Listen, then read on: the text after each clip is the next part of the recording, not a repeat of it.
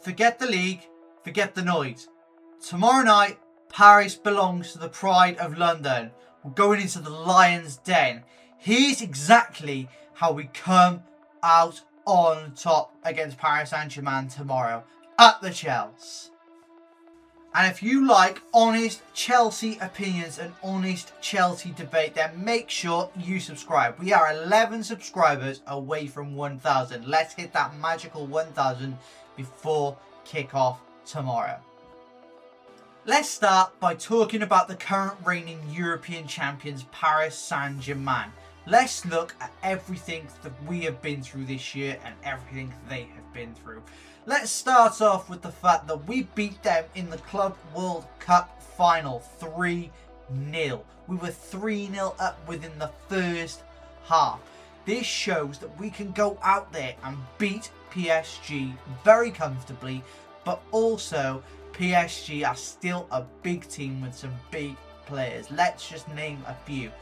Ousmane Dembele, Kvaratskhelia, they've got Vitinha.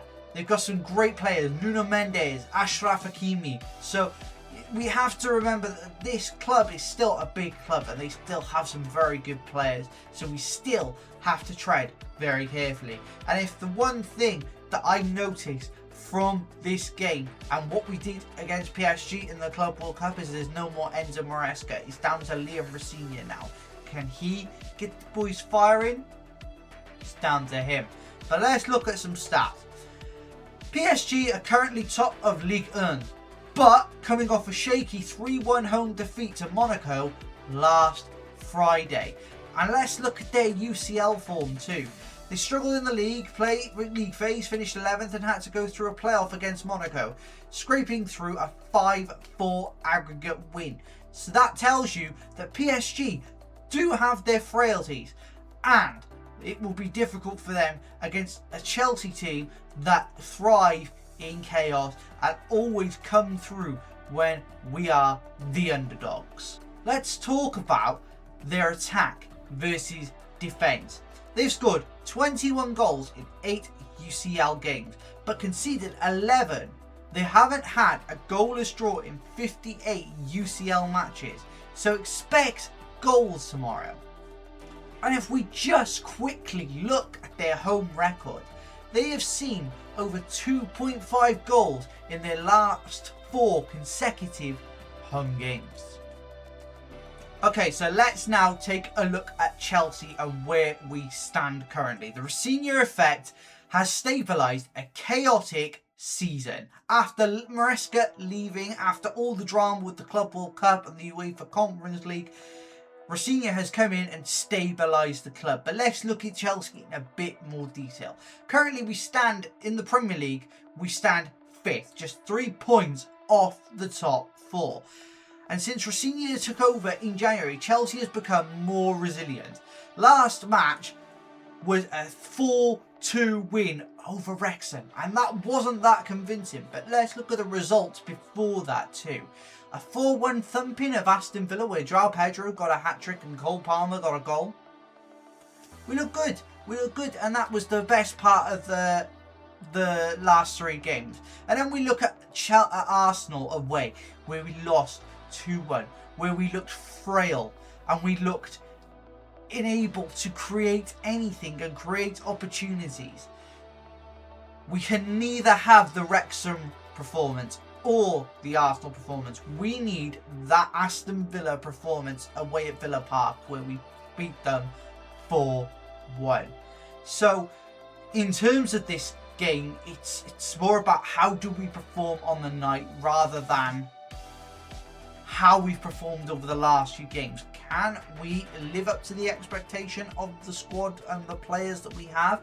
I'm talking Caicedo's, I'm talking Palmer's, I'm talking Reece James, João Pedro's, Enzo Fernandez, Cucurella. Players like this who can get us over the line, and will Rosenior's effect on the players get us over the line in this crucial game? But do remember guys, it is a 2-legged tie. Away goals don't count. But what I can say is if we can bring the atmosphere to Paris tonight, then we can cause an upset. But let's quickly also take away from away form as well. This is our 4th consecutive away game for Chelsea. 12 of their last 14 games have seen both teams score. And the defensive shift under Rafinha as well.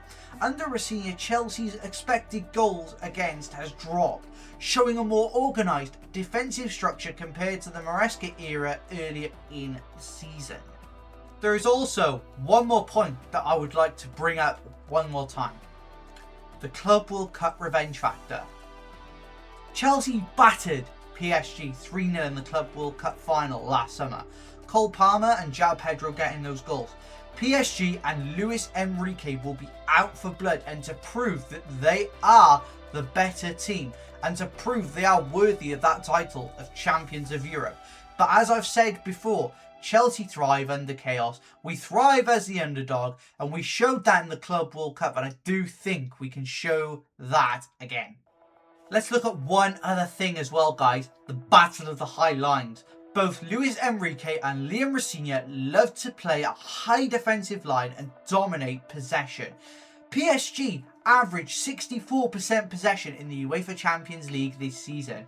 The game won't be won in the midfield. It'll be won by who handles the counter-attack better. With PSG conceding 11 in 8 UEFA Champions League games, they are wide open for the transition.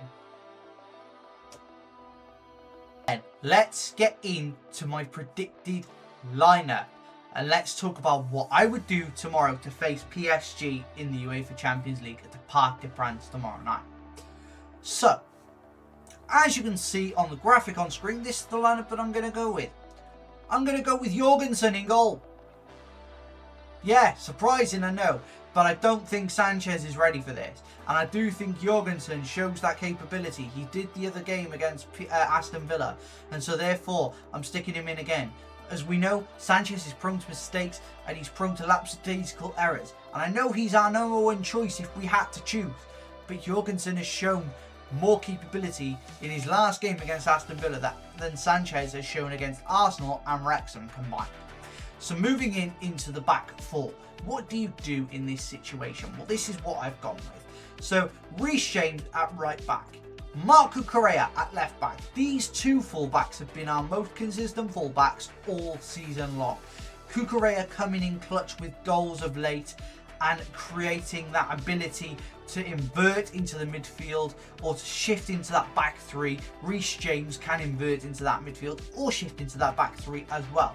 But Reece James has an effect out wide, putting in crosses, and this is where I think he will be most dangerous from. So those two as our full backs I think is the best way to do this.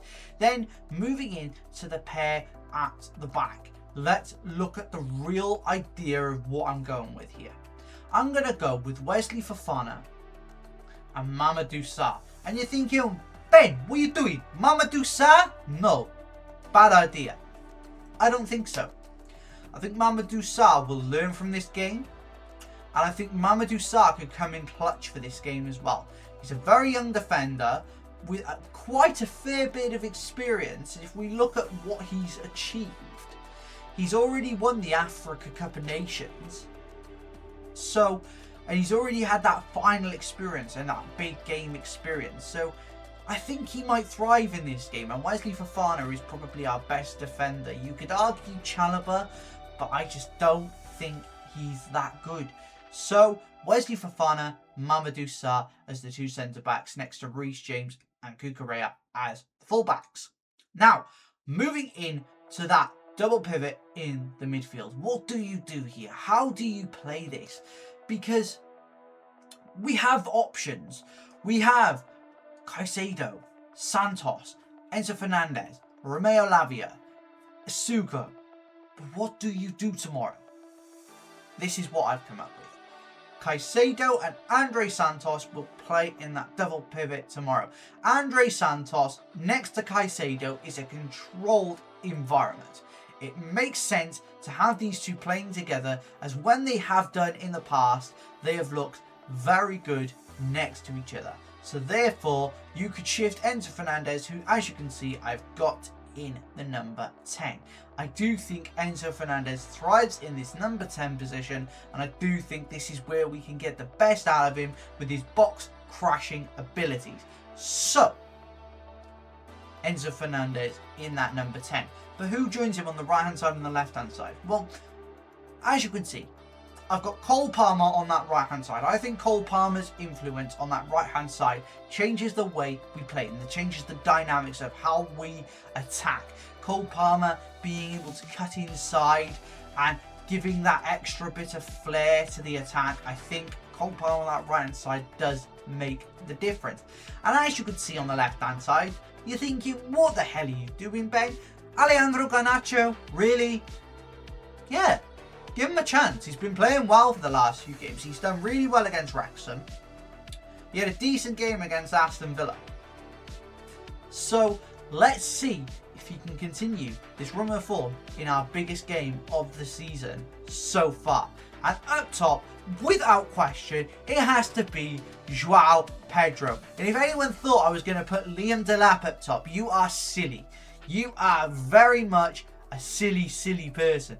Because there's no way I am putting Liam Delap in this position in one of our biggest games of the season. But guys, this is my lineup. So let's talk now about my prediction. And guys, before we get into my prediction, if you like honest Chelsea debate and honest Chelsea fan content, then please make sure you're subscribing to the channel. We're 11 subs away from that magical 1k, so if we can make that happen before the kickoff tomorrow of the watch along, then I'd be very much appreciated. And don't forget to leave a like on this video as well. So, in terms of my prediction, I'll be brave and I'm going to be completely honest with you, and I want to hear your thoughts in the comments as well. Let me know your predictions and what your lineups would be. I'd love to hear them. So, in my honest opinion, it is going to be a harder game than the Club World Cup final tomorrow. It's a different outlook, a different manager under Liam Rossini. Luis Enrique still at the heart of PSG. They've got some great players, as I've said and as I've mentioned. But do we come out on top? Of course we do. We're Chelsea Football Club. Of course we come out on top. But how? What do I think the score will be? I'm going to be very honest with you. I'm going to say Paris Saint-Germain 1, Chelsea 2. Paris Saint-Germain 1, Chelsea 2. With Kvaratskhelia scoring for PSG and João Pedro and Alejandro Garnacho scoring the goals for Chelsea Football Club tomorrow night at the Parc des Princes. But let me know your thoughts in the comments, guys. And as I've said, if you like honest Chelsea content and honest Chelsea debate, then please make sure you subscribe to the channel, you leave a like on this video. And guys, I'll see you tomorrow for the watch along. Take care, guys.